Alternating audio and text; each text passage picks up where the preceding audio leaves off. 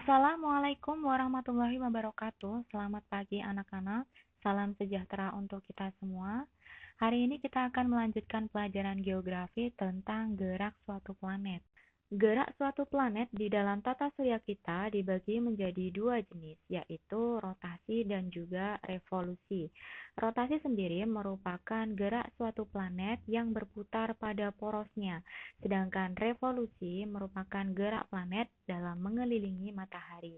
Nah, gerak planet dalam rotasi ini mengakibatkan adanya pengaruh terhadap kehidupan. Yang pertama yaitu peredaran semu harian benda langit. Yang kedua, adanya peristiwa siang dan malam. Yang ketiga, adanya perbedaan waktu.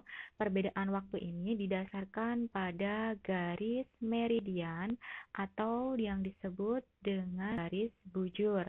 Kemudian adanya pembelokan arah angin dan arus laut. Pembelokan arah angin dan arus laut ini terjadi di belahan bumi bagian utara maupun di bagian selatan. Sedangkan pengaruh revolusi terhadap kehidupan itu meliputi gerak semu matahari, perubahan lamanya siang dan malam, dan pergantian musim. Nah, gerak suatu planet itu didasarkan pada hukum Kepler. Hukum Kepler dibagi menjadi tiga jenis, yaitu hukum Kepler 1, 2, dan 3. Kita bahas satu persatu mengenai hukum Kepler tersebut. Yang pertama ada hukum Kepler 1. Jadi hukum Kepler 1 ini menerangkan bahwa planet bergerak mengelilingi matahari dengan orbit yang berbentuk elips dan matahari berada pada salah satu titik fokusnya. Ini titik fokus dari matahari, yang mana planet yang mengelilingi matahari ini bentuknya elips, tidak lingkaran tetapi elips. Nah, di dalam orbit yang elips ini, pada suatu ketika planet berada dekat dengan matahari dan pada suatu ketika pula planet berada jauh dengan matahari. Nah, ketika planet itu dekat dengan matahari, maka disebut dengan perihelium. Sedangkan ketika planet berada jauh dari matahari, maka disebut dengan aphelium. Yang kedua, hukum Kepler 2 mengatakan bahwa luas daerah yang dibuat oleh sapuan jari-jari planet selalu tetap dalam selang waktu yang sama. Maksudnya, ketika planet itu mengorbit pada matahari, suatu ketika dia berada di daerah perihelium, suatu ketika dia berada di aphelium, yaitu jarak terdekat dan jarak terjauh. Nah, ketika planet itu berada pada perihelium atau di daerah dekat dengan matahari, maka revolusi atau gerakannya itu sangat cepat karena dipengaruhi oleh gaya gravitasi matahari itu sendiri lebih besar. Nah, ketika planet itu berada di jauh dari matahari atau di daerah aphelium, otomatis dia akan mengalami gerak yang lambat. Gravitasi pada saat aphelium itu lebih kecil daripada gravitasi pada saat perihelium. Misalnya pada saat planet itu mengorbit matahari dengan waktu yang sama di bagian perihelium maupun di aphelium. Jadi ini 30 hari, kemudian di aphelium juga 30 hari, maka akan membentuk luasan yang sama. Ini luasnya sama. Luas 1 sama dengan luas 2. Yang ketiga, ada hukum Kepler 3. Hukum Kepler 3 berbunyi, jari-jari orbit planet dipangkatkan 3 akan berbanding lurus dengan periode revolusi planet yang dipangkatkan 2. Hukum Kepler 3 ini bisa dirumuskan dengan periode planet pertama. Periode planet pertama dipangkatkan 2 dibanding dengan revolusi planet pertama dipangkat 3 itu sama saja dengan periode planet kedua dipangkatkan 2 dibanding dengan revolusi planet kedua dipangkatkan 3. Kemudian ada lagi teori gerak planet menurut Titus Bode.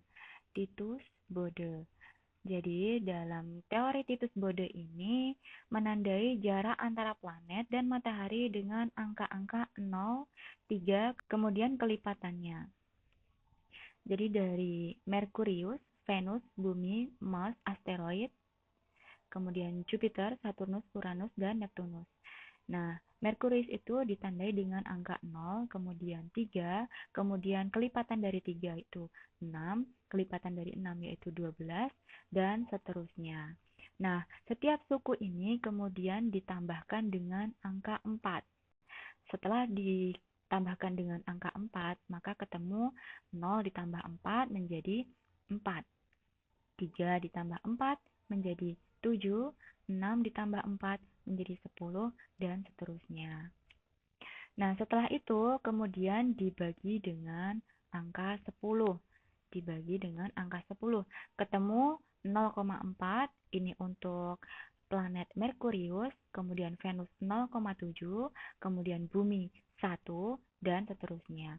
0,4 ini adalah 0,4 astronomi unit atau satuan astronomi. Sedangkan satu satuan astronomis itu jaraknya 150 juta kilometer. Sedangkan satu satuan astronomis itu jaraknya 150 juta kilometer. Jadi satu SA, satuan astronomis, atau yang disebut dengan AU.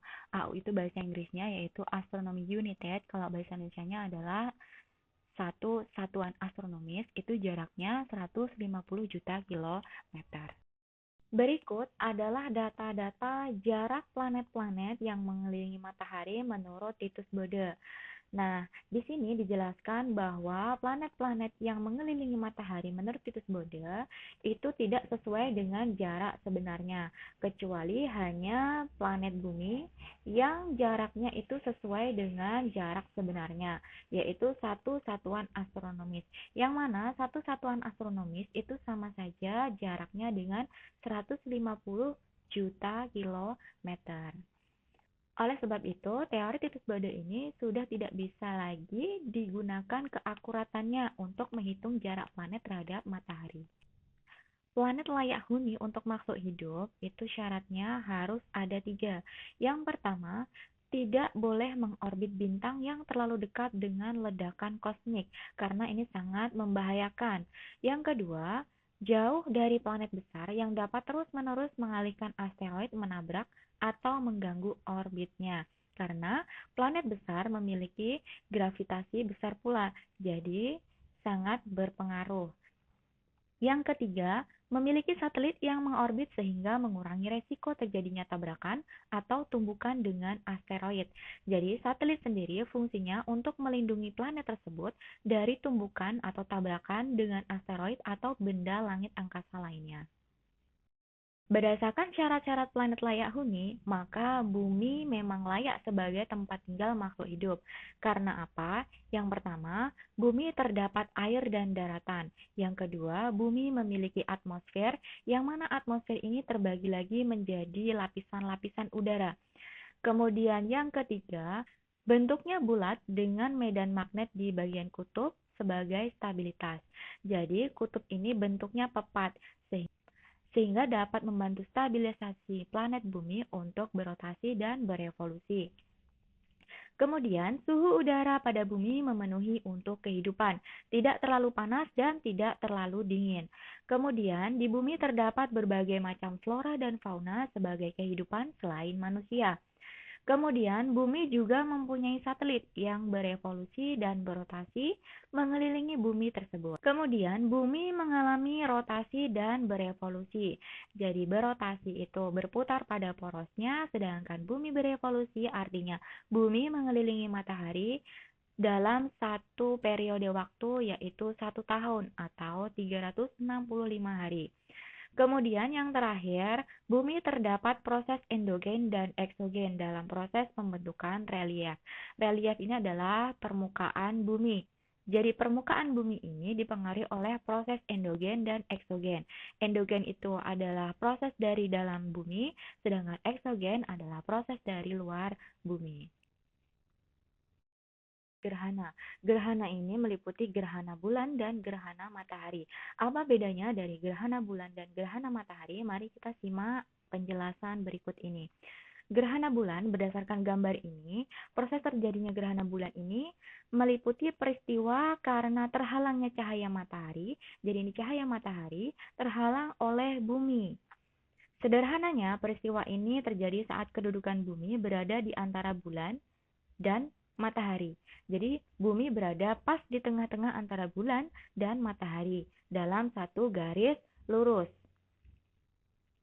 Gerhana bulan dibagi menjadi dua jenis, yaitu gerhana bulan total, yaitu bulan berada di daerah bayangan umbra, ini namanya umbra. Sedangkan gerhana bulan sebagian, yaitu bulan masuk ke dalam bayangan penumbra, hanya sebagian. Nah, penumbra berarti ada di bagian-bagian warna biru ini. Ini namanya gerhana bulan sebagian. Adapun gerhana bulan rata-rata terjadi selama 3 jam 40 menit. Angka ini jauh lebih lama dibandingkan dengan gerhana matahari, yakni hanya sekitar 7 menit saja selama berlangsung. Cepatnya waktu gerhana matahari karena bulan memiliki ukuran lebih kecil dibandingkan dengan bumi. Sedangkan gerhana matahari terjadi pada saat posisi bulan terletak di antara bumi dan matahari. Berarti bulan berada di tengah-tengah bumi dan juga matahari. Jenis gerhana matahari ini dibagi menjadi 4 jenis. Yang pertama, gerhana matahari total. Terjadi jika saat puncak gerhana atau bulatan matahari ditutup seutuhnya oleh bulatan bulan. Ketika itu, bulatan bulan sama besar atau bahkan lebih besar dari bulatan matahari. Yang kedua, ada gerhana matahari sebagian. Terjadi ketika bulatan bulan pada saat puncak gerhana hanya menutup sebagian dari bulatan matahari. Pada saat gerhana ini selalu ada bagian dari bulatan matahari yang tidak tertutup oleh piringan bulan. Ketiga, ada gerhana matahari cincin. Gerhana ini terjadi jika bulatan bulan pada saat puncak gerhana hanya menghalangi sebagian dari bulatan matahari. Gerhana jenis ini terjadi saat ukuran bulatan bulan lebih kecil dari bulatan matahari, sehingga ketika bulatan bulan berada di depan bulatan matahari, tidak seluruh bulatan matahari akan tertutup oleh bulatan bulan. Bagian bulatan matahari yang tidak tertutup oleh bulatan bulan berada di sekeliling bulatan bulan dan terlihat seperti cincin yang bercahaya. Yang keempat, ada gerhana matahari hibrida bergeser, yaitu gerhana peralihan antara gerhana total dan gerhana cincin.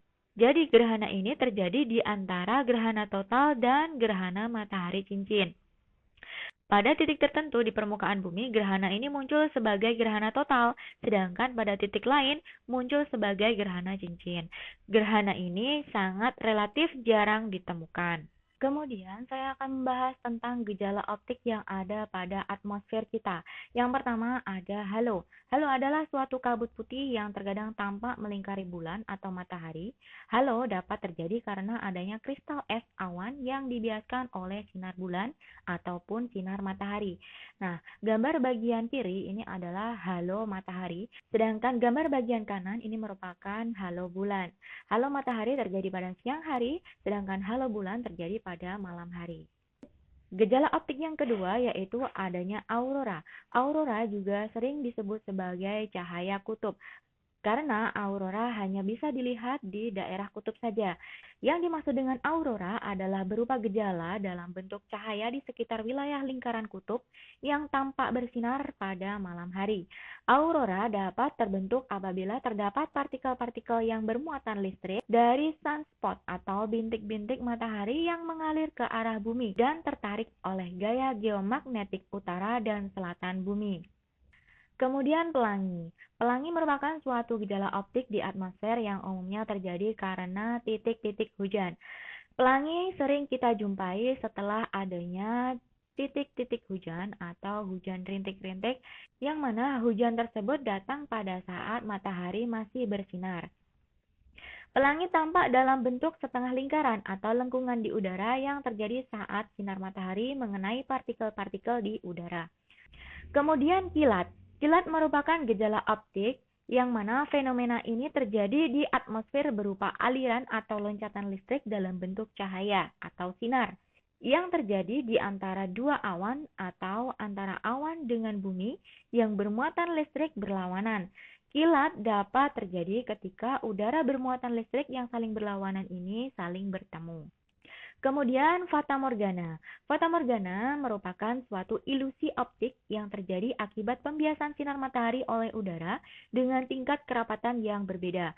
Fata morgana umumnya tampak berupa kenampakan genangan air di tengah padang pasir atau dapat juga di permukaan jalan beraspal yang terkena panas terik matahari. Kenampakan yang terjadi tersebut sebenarnya hanya merupakan sinar matahari yang dibiaskan oleh massa udara dengan kerapatannya yang renggang. Pada umumnya tampak pada permukaan padang pasir atau jalan beraspal. Nah, itu saja yang saya sampaikan hari ini untuk materi geografi, terutama pada bab 3 ini mengenai tata surya, jagat raya, dan juga proses pembentukan bumi. Nah, untuk itu, untuk minggu depan kita akan mengadakan ulangan harian atau evaluasi, dan materinya dimulai dari awal, dari tektonik lempeng, proses pembentukan bumi, sampai dengan materi saat ini. Terima kasih anak-anak. Assalamualaikum warahmatullahi wabarakatuh.